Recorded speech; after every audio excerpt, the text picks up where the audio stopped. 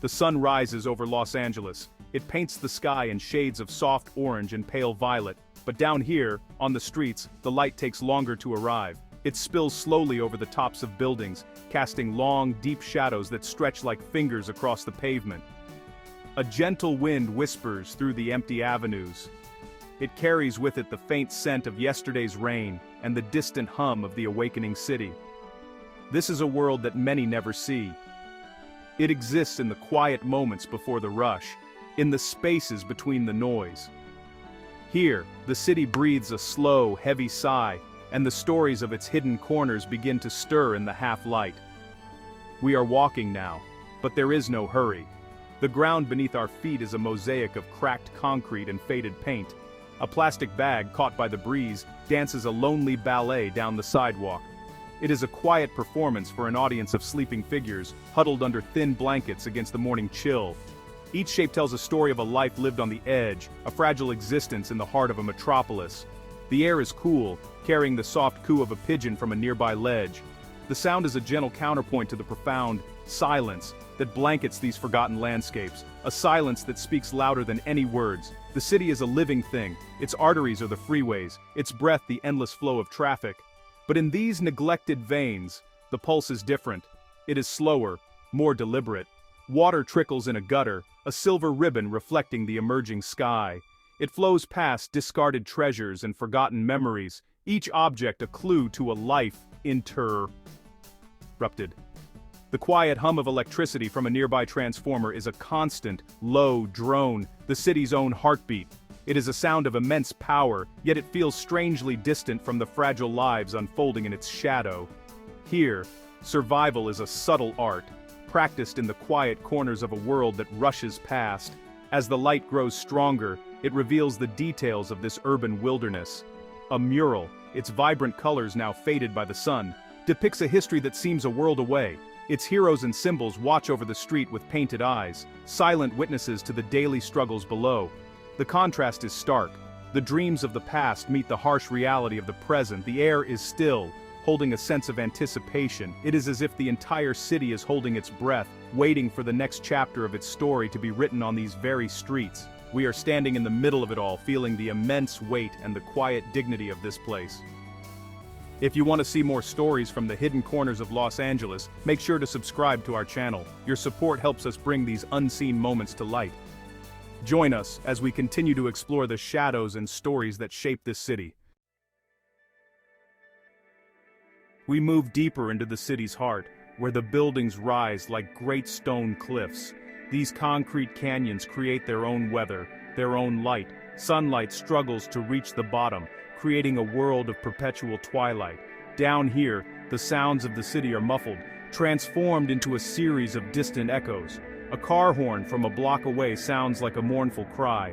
The rumble of a passing truck is a low growl that vibrates through the soles of our shoes. Each sound is isolated, amplified by the emptiness. It is a soundscape of solitude, where every noise tells a story of distance and separation. The walls themselves are a canvas. Layers of graffiti, tags, and faded advertisements overlap, creating a complex tapestry of messages. Some are cries for help, others are declarations of existence. I am here, they seem to say. These marks are the modern fossils of this urban environment, records of the people who have passed through. A child's drawing in chalk, miraculously preserved from the last rain, shows a simple house with a smiling sun. It is a poignant reminder of a universal dream, sketched onto a surface that offers no shelter. The stillness here is heavy, thick with unspoken narratives and the ghosts of conversations. In these quiet spaces, time seems to slow down. We observe a figure, sitting on a curb, head bowed. The posture is one of deep contemplation, or perhaps exhaustion. The world moves around them in a blur of motion, a cyclist zipping past, a delivery van double parked, but they remain perfectly still. This stillness is a form of resistance, a quiet refusal to be swept away by the current. It is in these moments of profound quiet that the true nature of this crisis reveals itself. It is not just about a lack of housing, it is about a loss of connection, a deep and pervasive loneliness that settles like dust on everything. This is the landscape of fentanyl's long shadow. The drug offers a temporary escape from the harshness of this reality, a false warmth in a cold world, but its presence is a quiet predator in these canyons. It moves silently, from hand to hand, a whisper in the dark. It promises peace, but delivers a deeper isolation. The stillness we observe is often its aftermath, a heavy calm that descends upon its victims. The slow, deliberate movements of those who struggle with its grip are like a dance with an invisible partner, a silent battle waged in the forgotten corners of the city. Life on these streets unfolds in slow motion. Every action is measured, every movement conserved. We watch as a man carefully arranges his few belongings on a small patch of grass. A worn blanket is folded with precision. A collection of plastic bottles is sorted into a bag. Each item is precious, a tool for survival in a world of scarcity. This is a ritual, a small act of order in a life defined by chaos. It is a testament to the enduring human need to create a home, no matter how small or temporary. The focus is intense, the movements deliberate, as if the entire world has shrunk to this single patch of earth. A stray dog, thin but alert, moves through the landscape with a quiet confidence. It navigates the streets with an innate understanding of their rhythms, avoiding cars and people with a practiced grace. It stops to drink from a puddle, its reflection shimmering for a moment before it moves on. This animal is a fellow inhabitant of this ecosystem, surviving alongside its human counterparts. It seeks no pity, only a path forward.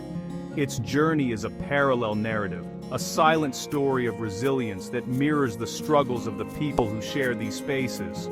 The dog and the man, each engaged in their own dance of survival.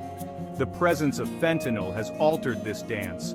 It introduces a new, unpredictable rhythm. We see its effects in the slow, almost dreamlike movements of those under its influence. A figure sways gently, as if moved by a breeze no one else can feel. Their eyes are unfocused, looking at something far beyond the concrete and steel. This is not the stillness of rest, but the stillness of disconnection. The drug creates a barrier between the individual and the world, a temporary shield that ultimately leaves them more vulnerable. It is a tragic paradox, a search for relief that deepens the wound. Yet, even within this haze, the instinct for survival persists. A hand reaches out, not for help, but to steady itself against a wall. A slow, deliberate step is taken. These are small victories in an ongoing war. The body fights to maintain its balance, to continue its journey even when the mind is lost in a fog. It is a powerful, primal instinct, a reminder that the human spirit is not so easily extinguished. We witness these quiet battles with a sense of reverence, understanding that we are seeing something profound, the sheer unyielding will to live, one slow step at a time. The visual landscape of this Los Angeles is one of dramatic contrasts. Bright neon signs from a liquor store cast a vibrant, electric glow onto the dark, wet pavement. The colors, fiery red, cool blue, bleed into the shadows, creating a scene that is both beautiful and, honestly, a little unsettling. These islands of brilliant light are beacons in the darkness, but they offer a cold comfort. They illuminate the faces of those who pass beneath them, revealing fleeting expressions of weariness, hunger, or despair. The light exposes, but it does not warm. It highlights the stark division between the city that sells and the city that suffers. Nature, too, exists in this world of contrasts. A single, resilient weed pushes its way through a crack in the sidewalk, its bright green leaves a startling splash of life against the gray concrete. Pigeons gather on a telephone wire, their dark silhouettes stark against the brilliant, cloudless sky. These small pockets of wilderness are a reminder that life finds a way, even in the most inhospitable environments. They are a symbol of persistence, a quiet rebellion against the overwhelming presence of steel and stone. The contrast between the organic and the artificial is a constant visual theme, a sort of dialogue between two worlds. The people themselves embody this contrast. A man sits on a bus bench, his face etched with the lines of a hard life, yet he holds a single, perfect flower he found. He stares at it with a look of wonder, a moment of pure, simple beauty in a world of hardship.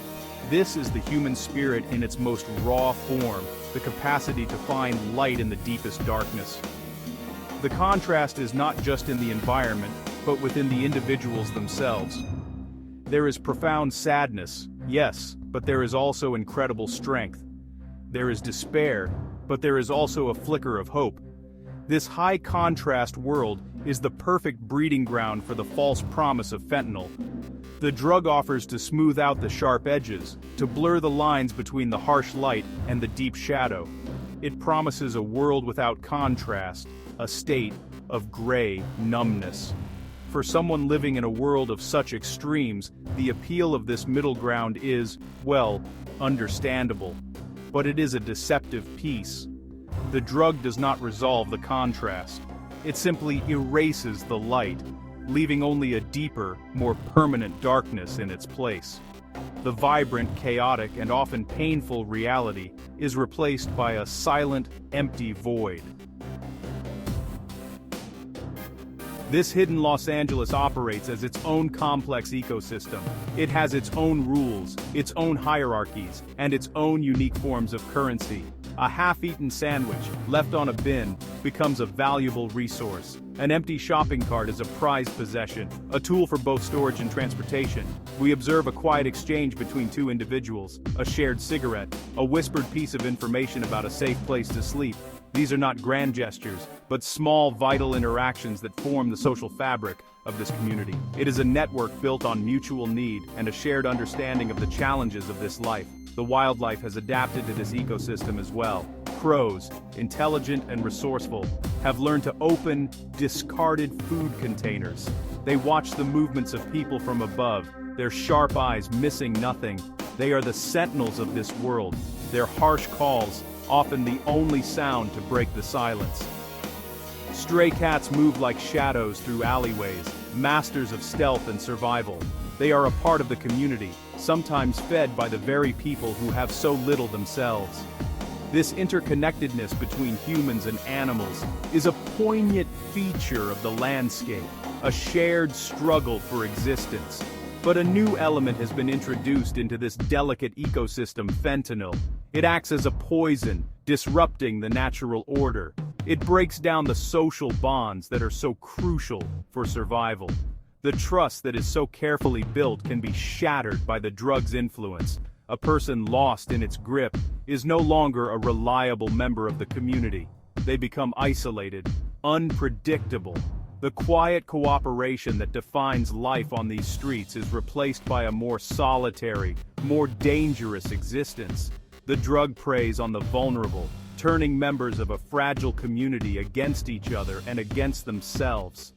The ecosystem fights back in its own quiet way. We see a woman gently shaking a man, trying to wake him from a fentanyl-induced stupor. She speaks to him in a soft, urgent voice. It is an act of care in a place where care is a rare commodity.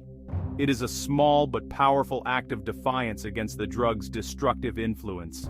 These moments of compassion are the antibodies of the community, the natural defense against the poison that threatens to overwhelm it. They are a sign that even in the face of such a powerful and destructive force, the instinct to protect one another has not been entirely lost.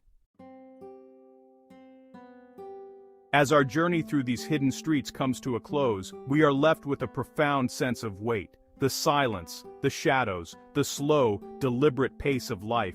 It all lingers in the mind. This is not a world that can be easily forgotten. It is a part of Los Angeles that is as real and as vital as the Hollywood sign or the sun-drenched beaches. To ignore it is to ignore a fundamental part of the city's identity.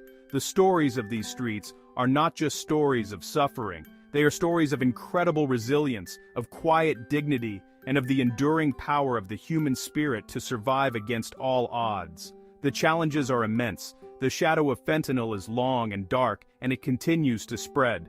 It preys on the most vulnerable, offering a deadly escape from a reality that is often too painful to bear. It is a crisis that is woven into the very fabric of this landscape, as much a part of the environment as the concrete and the steel. There are no simple solutions, no easy answers. The path forward is uncertain, and for many, the struggle will continue long after the sun has set on this day. The weight of this reality is heavy, and it demands to be felt. But, even here, in the deepest shadows, there are glimmers of light. We see it in the shared cigarette, in the carefully tended flower, in the gentle hand that tries to wake a friend. These are not just fleeting moments. They are signs of an unbroken spirit. They are evidence that compassion, community, and the search for beauty can persist even in the most desperate of circumstances. Hope is a fragile thing in this environment, but it is not absent. It exists in these small acts of humanity, in the quiet determination to see another sunrise. The story of these streets is not over. It is being written every day, in every slow step, in every quiet breath. The city will continue to breathe, the sun will continue to rise and set, and the people of this hidden world will continue their slow dance of survival. Our role is not to judge, nor is it to turn away. It is to watch, to listen, and to understand. For in understanding this world, we come to understand something deeper about our own. The story continues, and there is still space for the light to find its way in.